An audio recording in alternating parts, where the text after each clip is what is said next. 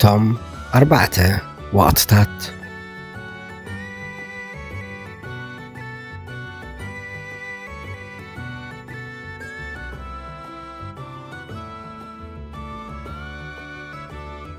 كاب ዕለታት ሓደ መዓልቲ 4 ደቂ ዝነበርዎ ሓደ ለባም ሰብኣይ ነበረ።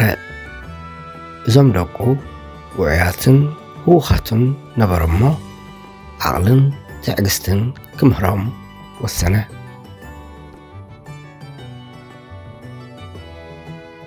ካብ ብዘረባ ጥራይ ግን ብግብሪ ዝያዳ ከም ዝርድኦም ፈሊጡ ንነፍሲ ወከፎም ናብ ኣብ ርሑቕ ቦታ እትርከብ ኦም ቱፋሕ ክኸዱ እሞ ብድሕሪኡ ተመሊሶም ትዕዝብቶም ንብሙሉእ ስድራ ከካፍሉ ተማሕፂኑ በቲ ዓብይ ጀሚሩ በብሪጋ ሰደዶም። እቲ ቀዳማይ ወዲ ናብቲ ቦታ ኣብ ግዜ ክረምቲ በፅሐ እሞ ነታ ገረብን ከባቢኣን ተዓዚቡ ናብ ዓዱ ተመልሰ።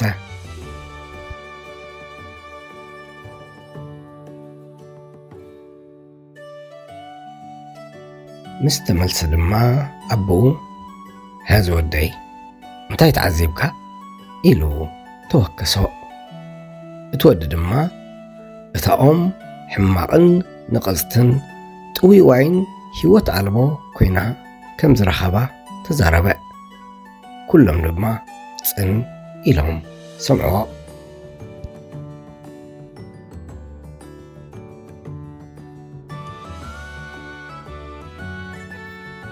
ድሕሪ ቁሩብ ኣዋርሕ ድማ ግደ ናይቲ ካልኣይ ውላድ በፅሐ እሞ ከምቲ ቀዳማይ ሓዉ ናብ መገሻ ነቐለ።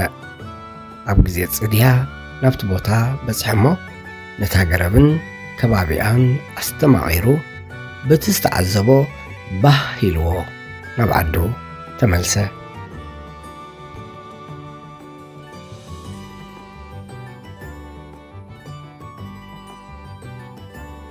ምስ ተመልሰ ድማ ኣቦኡ ዝወደይ እንታይ ተዓዚብካ ኢሉ ተወከሶ።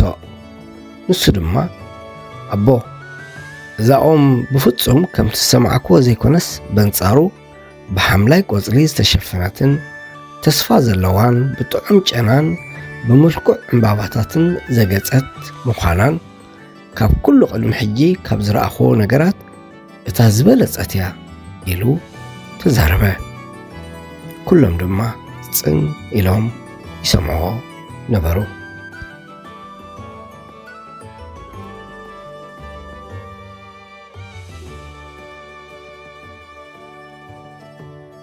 ገለ ኣዋርሕ ድሕሪ ምሕላፉ ድማ እቲ ሳልሳይ ወዲ ከምቶም ዝሓለፉ የሕዋቱ ጊድኡ ኮይኑ ናብ መገሻ ነቐለ። ግዜ ሓጋይ ነበረ እሞ ነታ ኦምን ከባቢኣን ተዓዚቡ ድማ ተመልሰ።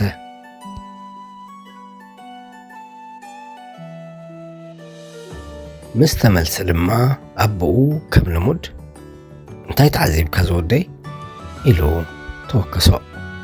እቲ ወዲ ድማ እታ ገረብ ኣዝያ ልምዕትን ትስፍውትን ዘይበሰለ ቀጠልያ ፍረታት ዘንጠልጠለት ኮይና ከም ዝረኸባ ገለጸ። ኩሎም ድማ ስቕ ኢሎም ይሰምዕዎ ነበሩ።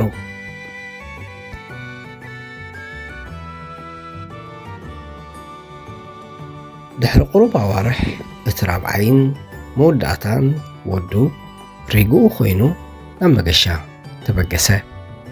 ግዜ ቀውዒ ነበረ እሞ ነቲ ኦምን ከባቢኣን ብተመስጦ ተዓዚቡ ንሱ እውን ከም ኣሕዋቱ ናብ ዓዱ ተመልሰ።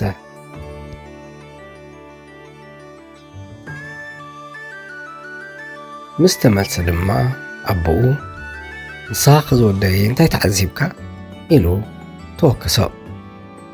እቲ ወዲ ድማ እታ ኦም ብፍጹም ከምቶም ካልኦት ኣሕዋቱ ዝገለጽዋ ዘይኮነስ ብትርኢቱን ብዕብየቱን ክትበልዖ ብዘዋናውን ፍረታት ከም ዝተሸፈነት ገለጸ።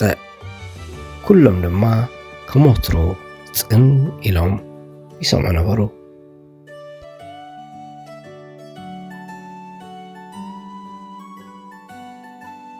ኣብ መወዳእታ እቲ ኣቦ ኩልኹም ጽቡቕ ኣለኹም ድሕሪ ምባል ግን ነፍሲ ወከፍኩም ኣብ ህይወት እታኦም ሓደ ወቕቲ ጥራይ ስለ ዝረኣኹም ዝተፈላለየ ነገር ኢኹም ክትዕዘቡ ኽኢልኩም በሎም።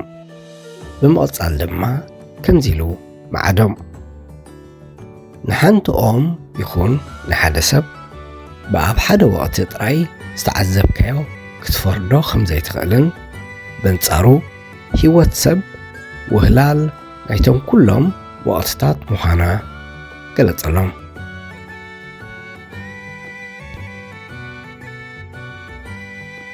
እምበኣር ካብዛ ጽንጽዋይ እንታይ ንምሃር?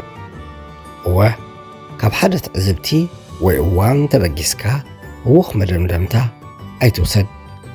ሓደ ነገር ከቢድና ኢልና እንተገዲፍናዮ እቲ ጽቡቕን ጥዑምን ዝኾነ ፍረ ጻዕርና ኣይክንሪኦን ኢና እሞ ንኹሉ ነናቱ ግዜ ከም ዘለዎ ኣሚንና ብዓቕልን ትዕግስትን ተጊህና ንጻር።